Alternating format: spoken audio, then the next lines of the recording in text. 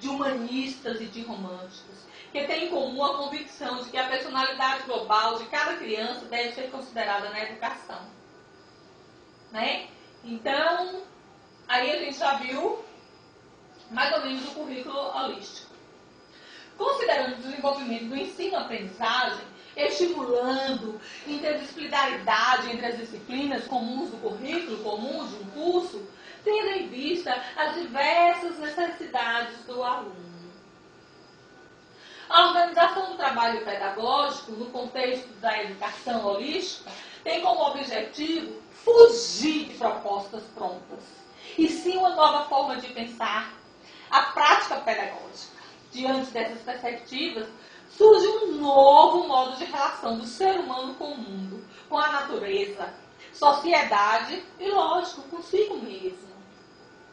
Esse ser humano convive com seus semelhantes em diferentes espaços educativos e pode ser reconhecido em virtude de seu perfil, onde destaca algumas qualidades, como autonomia, sensibilidade, visão holística, perspectiva interdisciplinar, compartilhar as ideias, observar detalhes do mundo, ser integral.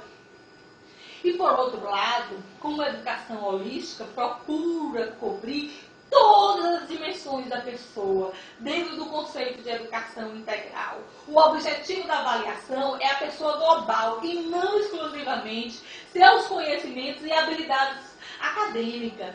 Isso porque, gente, é importante que a gente analise alguns fatores que passam despercebidos, como lares desajustados, pais alcoólatras, né, pais desempregados, a pobreza em si, a crise da adolescência e vários outros fatores que são preponderantes para o maior êxito na aprendizagem do aluno. Assim, a escola holística, independente do nível de ensino, a organização do trabalho pedagógico deve alcançar todos os alunos da escola, numa perspectiva centrada de desenvolvimento do caráter.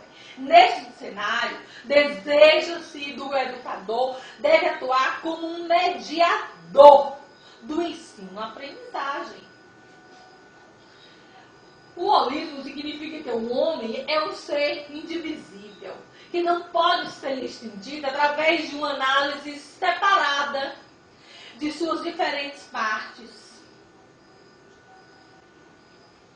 Com a globalização, integração do mundo, povos e culturas, compartilhamos não somente as oportunidades que ela oferece, mas também os problemas. E para sua compreensão, exige uma busca de uma sabedoria sistêmica, que bem podemos interpretar como sendo uma visão holística.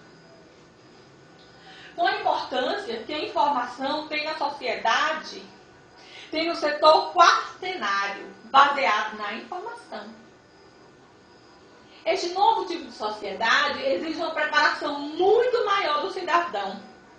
E no ensino superior, como em qualquer outra instituição, mais do que nunca, ela precisa ter um espírito empreendedor, ser inovador e criativo. A sociedade do conhecimento apresenta muitas exigências que demandam inclusão na exclusão. A globalização está produzindo inúmeros efeitos na sustentabilidade ambiental. Olha, está agora mesmo... Agora, uma coisa que é intrínseca, que a gente vê em nossa sociedade, é que ela vem promovendo a redistribuição de recursos e avanços, quanto a uma revitalização, quanto às reformas econômicas, novos estímulos, além do aumento de produção, a exportação. Nesse contexto, a sociedade da informação vem mudando as relações e os processos de forma significativa. Bom, a gente vai ver também um pouco sobre interdisciplinaridade e transdisciplinaridade. Porque interdisciplinaridade é a palavra nova, que expressa antigas reivindicações e outras delas nascidas. Para alguns, surgiu da necessidade de reunificar o conhecimento. para outros, apareceu como um fenômeno capaz de corrigir todos os problemas procedentes desta incógnita. Porque esse preconceito vem da transdisciplinaridade e da interdisciplinaridade. Outros ainda consideram como uma prática pedagógica, mais importante do que defini-la, porque o próprio ato de definir estabelece barreiras, que é o quê? Refletir sobre as atitudes que se constituem como interdisciplinares. Atitude de humildade diante dos limites do saber próprio e do próprio saber, sem deixar que ela se torne um limite. Atitude de espera diante do já estabelecido para que a dúvida apareça e o novo germine. Atitude de deslumbramento diante da possibilidade de superar outros desafios. Atitude de respeito, olhar o velho como novo, ao olhar o outro e reconhecê-lo em si mesmo. Reconhecendo-se, a atitude de cooperação que conduz às parcerias, às trocas, aos encontros mais das pessoas, que das disciplinas, que propiciam as transformações, razão de ser da interdisciplinaridade.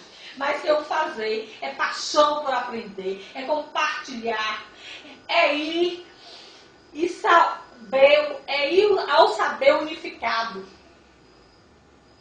Porque quando surgiu a consciência humana, emergiu da natureza e expressou-se no mito. Nasceu, portanto, com o humano, como característica do humano. No decorrer dos tempos, com a diversificação das culturas, verificamos várias tentativas de se manter essa unidade.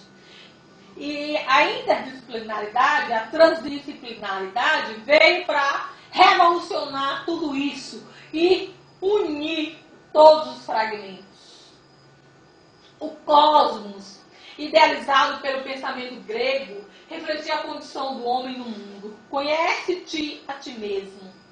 Quem não lembra, não é? De Sócrates falando isso. Os deuses e o universo, expressão maior de um conhecer em totalidade. O conhecimento de si, imagem dos deuses e do universo. Falar sobre a interdisciplinaridade é um desafio, uma mudança no processo educativo, abrangendo a educação e outros setores da vida social. Busca responder uma necessidade de superação da visão fragmentada dos processos de produção e socialização do conhecimento. Assim, vai rompendo com o modo de pensar e agir. Educação. Buscando novas formas de interpretar a realidade, olhando o mundo no qual todas as partes dividem-se e se integram. Partindo do exposto, fica evidenciado que é de fundamental importância que o holismo na educação, como tema em destaque no momento, seja discutido nos diferentes espaços educativos, buscando propostas que visem uma conscientização quanto a nova postura diante da prática pedagógica. Mas as ações não podem ocorrer de forma isolada, sim que envolver a sociedade desse tempo.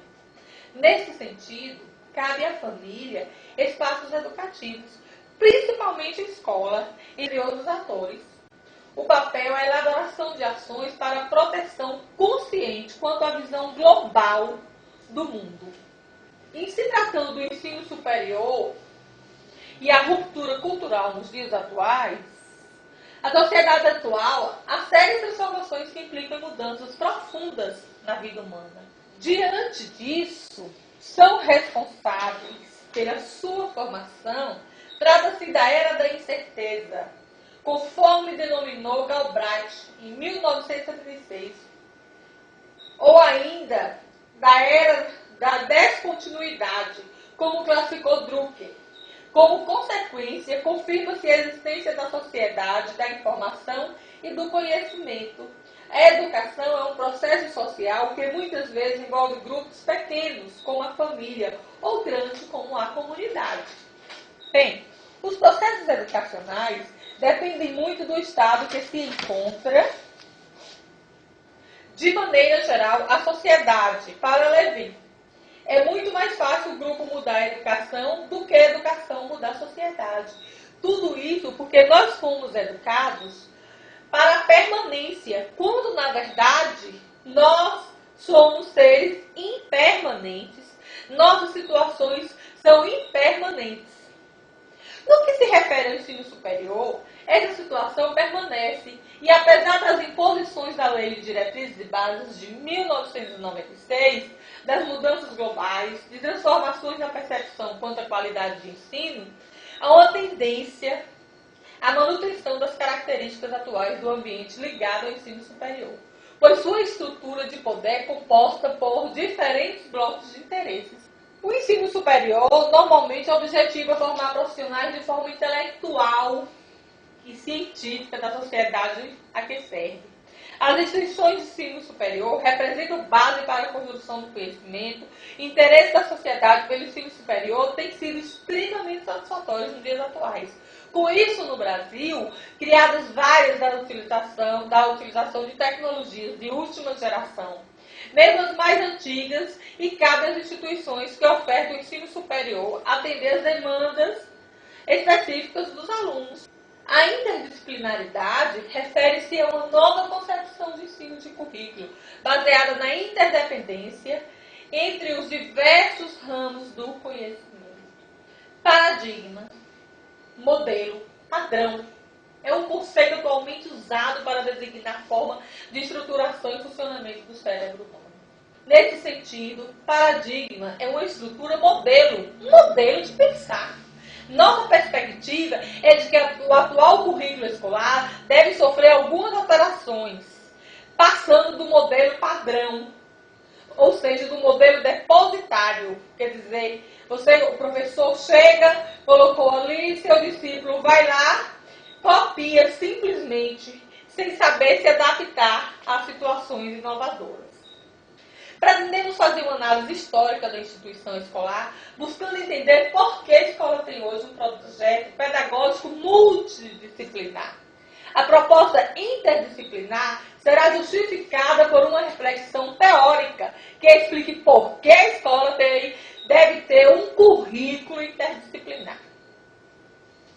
Porque só assim, no Brasil, muito se tem falado de novas modalidades de ensino, criadas através da utilização de tecnologias de última geração, mesmo que as mais antigas, e cabe às instituições que ofertam ensino superior atender às demandas específicas dos alunos. Ainda se tratando da questão da interdisciplinaridade, refere-se a uma nova concepção de ensino e de currículo baseada na interdependência entre os diversos ramos do conhecimento. Paradigma, modelo, padrão é um conceito atualmente usado para designar forma de estruturação e funcionamento de forma ditatorial, de forma tradicionalista, onde você não pode criar e inovar. Nesse sentido, paradigma é uma estrutura modelo, um modo de pensar. Nossa perspectiva é que o atual currículo escolar deve sofrer algumas alterações, passando do modelo multidisciplinar para o interdisciplinar. Pretendemos fazer uma análise histórica da instituição escolar. Finalmente, serão sugeridas algumas estratégias para uma transformação curricular, rumo a um novo paradigma, mais dinâmico e compatível com o avanço acelerado que tem hoje a ciência e a tecnologia. A partir das invenções e descobertas que o ser humano tem feito, cada vez com maior rapidez. É nossa intenção analisar o atual currículo escolar, para orientá-lo rumo a uma nova proposta, a partir das constatações feitas, esperamos assim deixar clara a necessidade da mudança antes de abordar a questão da operacionalização, do como fazer essa passagem, essas mudanças. Bem, a fundamentação de nossa proposta é claramente construtivista. Acreditamos que neste final do século já superamos tanto o modelo de estrutura escolar inatista como empirista, o modelo construtivista que faz uma síntese dos dois modelos anteriores é o mais adequado ao momento atual. Eu gostaria de citar aqui o pensamento de Morin, foi quem mais eu me fundamentei, quem mais me ajudou a entender, a querer me aprofundar no holismo, que para ele a reforma necessária do pensamento é aquela que gera um pensamento do contexto do complexo. O pensamento contextual busca sempre a relação da inseparabilidade e as interretroações entre qualquer fenômeno e seu contexto,